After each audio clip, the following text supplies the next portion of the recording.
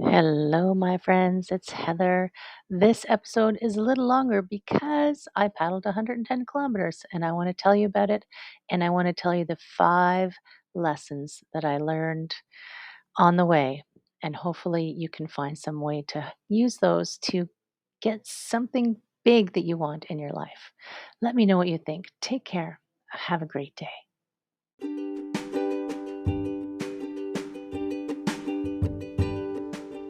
Hi, my friends. Welcome. This is the Back to Me podcast, and this is Heather, and I am super excited that you're here. You are going to hear some tips and some tricks and some ideas to help you live your happiest and healthiest self. I call it Back to Me because when you are taking care of yourself, back to me, then you can take better care of others, and we can all make the world a better place. This is Wellness Your Way, and I am super happy that you're here.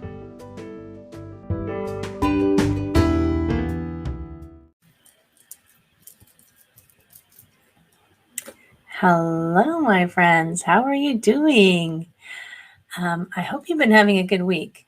I realized that I didn't send out an announcement that this episode was coming out, but I've had a few things going on that I'm going to tell you about.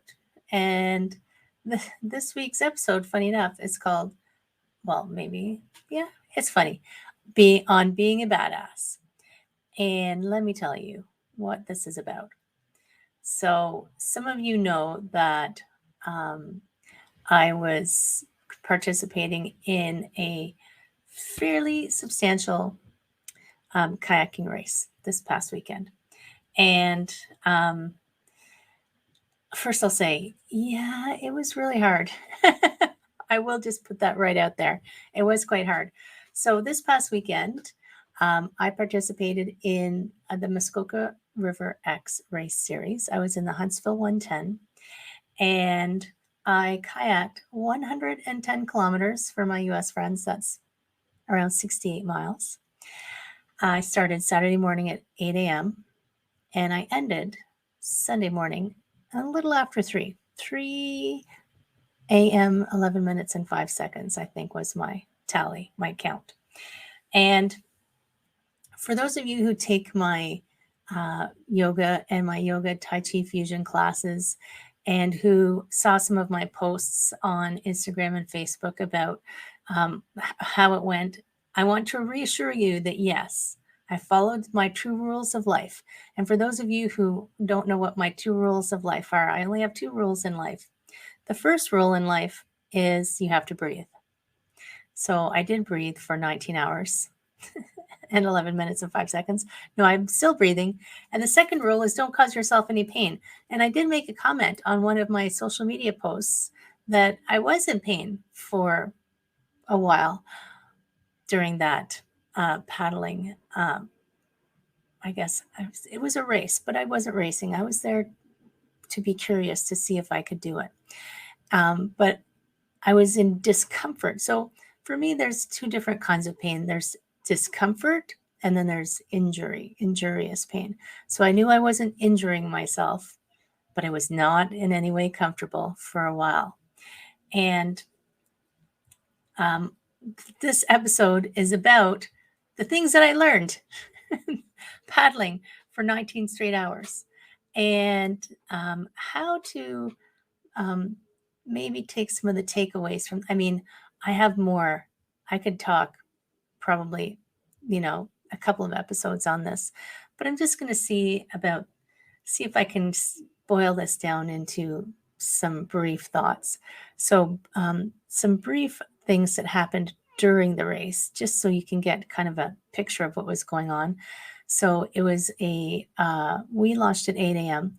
There were different watercrafts. There was canoes, there were kayaks, there were stand-up paddleboards, believe it or not, they did. They didn't think they could. They did paddle 110 kilometers. And our launch was 8 a.m. and off we went, feeling pretty sprightly, I guess. It was a little cool in the morning. And one of the first challenges that you hit in that race is you start heading up a river called the Big East River. And it's 14 kilometers in one direction. And you're going against the current for the 14 kilometers upstream. And the water had dropped because it's later in the year, and there were shallow spots, there were fallen trees, there were things under the water. And it was like running an obstacle course against a hurricane for 14 kilometers. And while I was paddling upstream, my brain was thinking, are you crazy? What the heck are you doing? You can't do this. Because at the time, our planned finish time was going to be 6 a.m. So we actually came in a little under 3 hours earlier than we had conservatively set our time for. Yahoo for us, badasses all the way. But when you start out in this already, it's so hard. I'm thinking, like, my logical brain is thinking, there's no way you can't do this. Now, when you get to the top, you get out, you stretch your legs for a second, maybe take a little bio break, have a drink of water, and then you head back down the stream. Heading back downstream, of course, you're like, yahoo, because you're going with the current and you're still running the obstacle course, but it seems less daunting when you're going downstream. And that was just the first leg. So once that first leg was over, I actually felt, I was not in a cocky way, but I was like, yeah, I can do this. I can keep doing this. I'm going to keep going. This is going to be okay. It's going to be okay. And I feel like when we're going through any goal that we set in life, anything we want to achieve, doesn't matter what it is. If we think I want to do fill in the blank, or I would like to have fill in the blank, or this is what I want in my life, we start out really good. And then we hit this, oh my God, I don't think I can make it. Are you kidding me? This is too hard. And then it goes easy again. And then what happens? Because we think, oh, the hard part's over. Yeah, it's probably not. So I was doing fine. We were navigating in the dark. I'm going to tell you some things, lessons learned about all that stuff. But navigating in the dark it's a challenge, my friends. We use our eyes a lot. So navigating in the dark, we were doing really well. At 11 o'clock, we were coming back down the Muskoka River. We had to do one lift over to go around a dam. And we'd paddled up this Muskoka River, and we were coming back down the Muskoka River. And it was around 11 p.m. And I suddenly was feeling really nauseous. And you've got to imagine, I don't know how often you've exercised that many hours in a row. I know I haven't. This was the first time I'd done something like this. I've run 2 marathons, but they didn't take me this long. I didn't ever entertain the fact that I would try to work out for so many hours in a row. I started to feel nauseous. And I told my partner, Chris, I said, I'm not feeling really great. So she's checking in. She's making sure I'm okay. She's like, has it happened before? We're just establishing my baseline. Like, no, let's just keep going. Just going to keep going. Midnight came and we hit the lift lock, which was our lift over, where we had to carry the kayaks back up the hill and get back into the water to head towards the last portion of the race. And if you're sensitive, plug your ears. But I puked my guts out.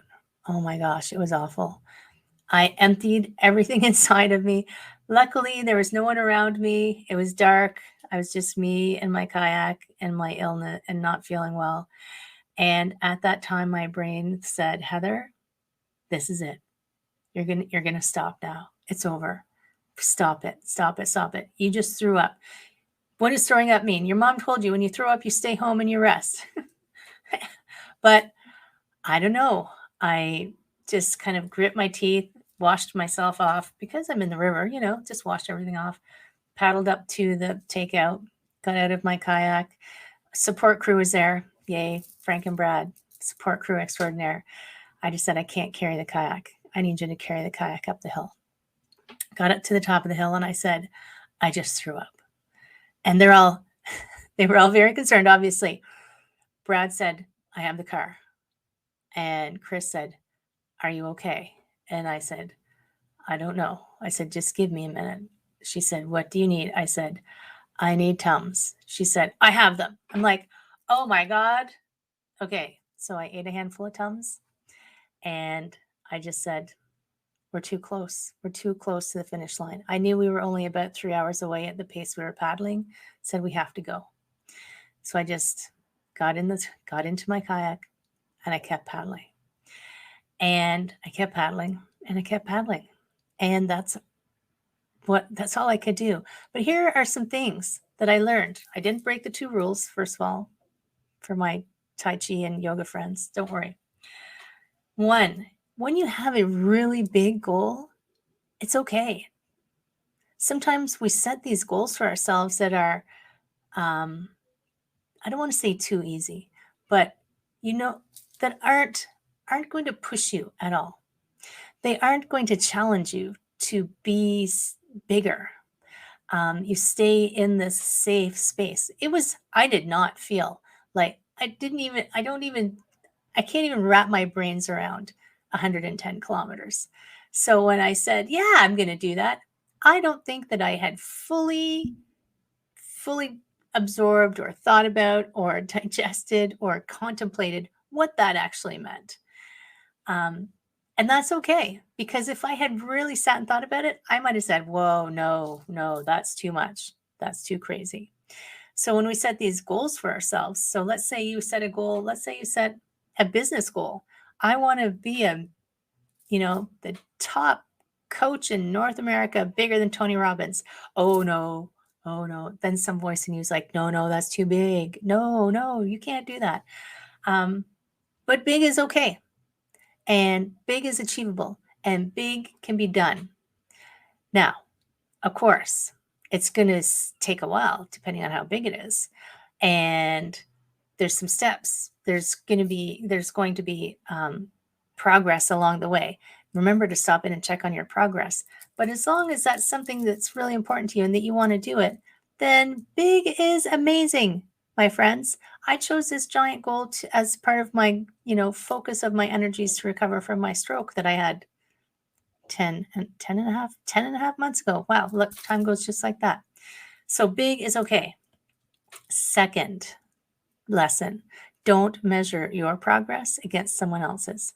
Just because I chose this as my goal and you think, oh, I could never do that, maybe that's okay. That's my goal. It's not your goal. You do you, my friends. So whatever your goal is, maybe your goal is, I don't know what your goal is. Only you know what your goal is. But don't measure the magnitude of your goal against someone else's, because you'll never be happy. And why don't you want to be happy? Don't you want to be happy? So don't measure yourself against someone else's goals. You pick your personal goal and you grab onto that goal and you go for it. 100% go for it. The third thing that I got from my epic paddle is, thank goodness that I've meditated, been a regular meditator for probably about 20 years. Because it's not, navel gazing, it's not sitting around oming, it's not rocket science. It's just sitting quietly and observing what your mind does. Because our mind thinks it's in charge. It runs all over the place. It's often referred to as the monkey mind. If you ever sat and looked at your thoughts for even 5 minutes, you would think, oh my goodness, someone's let like a wild animal loose in my brain. And that's why you meditate, because your brain is like a puppy dog. It's like running all over the place. It's tearing at the furniture. It's eating your shoes. It's digging in the garden. But it can be trained to sit and be quiet and be calm. So that is what I did, especially when I was at my most low point, I guess, where I was struggling the most. And my brain was giving me many opinions of what it thought was going on and what I thought I should do. And it was jumping all over the place and screaming and jumping up and down. But I have trained it. I just said no. It's time to be quiet. And to help me stay focused, I actually used a mantra that I just made up on the spot, because it doesn't have to be anything mystical. This was my mantra. I was paddling along and I was like, Thank you, body, for being so strong and healthy. Thank you, body, for being so strong and healthy. Over and over and over. And that just helped me focus and breathe and keep going. And if something started to complain, I would just say, so for a little while, I have this blisters on my hands. I would say, thank you, hands, for being so strong and healthy. Thank you. And then they would just stop hurting, strangely enough, because I was just thanking them. And they said, okay, Heather, no problem. We've got this. So master your mind. The fourth thing, you can't be good at everything. There's no way to be good at absolutely everything in life. So use someone else's use in a nice way. Harness someone else's strengths where you know that you have weaknesses. So the partner that I had with me, Chris, superstar Chris, she is the most organized, most precise, most thorough person that I know. And before the race, she had plotted all of the bearings from all of the maps with the expected time it would take us. And she had our macro count of what we were supposed to eat from her personal trainer. And it was just so organized. And of course, I was so busy up to the event with other things that she was so organized. She was doing things that I hadn't even thought of. I'm like, that is brilliant. That is brilliant. So anything in life that you're trying to achieve, you can't know how to do everything. So, and there's going to be areas where, especially if you're trying to do something that you haven't done before and that's out of your zone of genius, bring in a genius. I brought in a genius to help me. And I would say 100% that was part of the success of completing the 110 kilometers, was because I brought in someone who had some amazing strengths and helped. And the last thing, and this is kind of a twofer because it also involves Chris, is when you're going on some big giant journey to a big giant goal, bring a friend. Because when I hit those points where I was tired, and when you're tired, you have a little more trouble controlling what your thoughts are doing, and it knows that you're in a weak spot, and it knows how to get you. It knows your buttons, and it starts pushing your buttons. Having someone there who can still help you along the way, be the person who's strong while you're faltering. Be the person who says, yeah, we can do this. Let's keep going.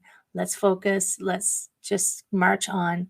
Having that person there is, oh my gosh, so awesome. It was so good because, if you've ever run a marathon, they have pace bunnies, which is the person with the time on their back that, if you want to do 4 hours, you follow the 4-hour pace bunny. So I told Chris, I said, you are my pace bunny because I just need to keep you in my sight and breathe and paddle. And I know that I will finish because I know that you are there and I'm just borrowing your energy for this time. So not only did I borrow her brains, I also borrowed her energy, which is, it's all good. Nobody's, if you go back to a previous episode, I can't remember what it was called. The No Person is an Island. No person achieves greatness on their own. Everybody is got friends and colleagues and supporters, and that's a good thing. That's how we are designed as humans. We are an intricate network, and that's outstanding because we can help each other. So, my friend, your takeaway from today: set your big, hairy, audacious goals. Set something so big you think it's impossible. As long as it's not like learning to, jump off a cliff and be able to fly or something. But, they have those flight suits. But anyways, I digress. As you can see, I am easily distractible. Set that big goal. Pick it. I mean, tomorrow is the first day of fall. While I'm recording this, tomorrow is the first day of fall. And September always feels like a new year to me. So pick a new goal for the last 3 months. Pick a new goal for the next 12 months. Pick a big goal that you don't know when you're going to meet it, but you know the steps to get there. So pick it. Don't measure your goal against someone else's. Make sure it's your goal, not something someone has told you that you should do. Is it something you actually want to do? Master your mind for the hard spots. When the going gets tough, get a mantra, take some breaths. Use someone else's strengths. If you're faltering somewhere and you know that you need some help, ask for help. Bring a friend. That's the last one. Bring a friend. And I made a comment in the coaching group that I'm in is it's reasons like this is why I coach people, because I know when you hit that point where you're just like, I just need someone to see the end zone. I can't see it. That's what coaching is for, to help you along the way, right? So that's why coaching is so freaking rewarding, my friends. Those are my lessons on being a badass. I don't think I'm a badass. I think I just decided I wanted to do something and I went out and did it. But some people along the way told me, Heather, that was pretty badass. So if you got anything from this episode, send me a comment, subscribe, comment, like, share, all those things that you're supposed to do with podcasts. And this Friday is Rebecca Saltzman, who's going to talk to us about, I seem to keep talking about how to save the world, but this is on decluttering your mind. We're talking about the mind and getting yourself organized. My friends, until next time, take care of yourself, set those big fat goals, and take that first step. Take care. I will talk to you soon.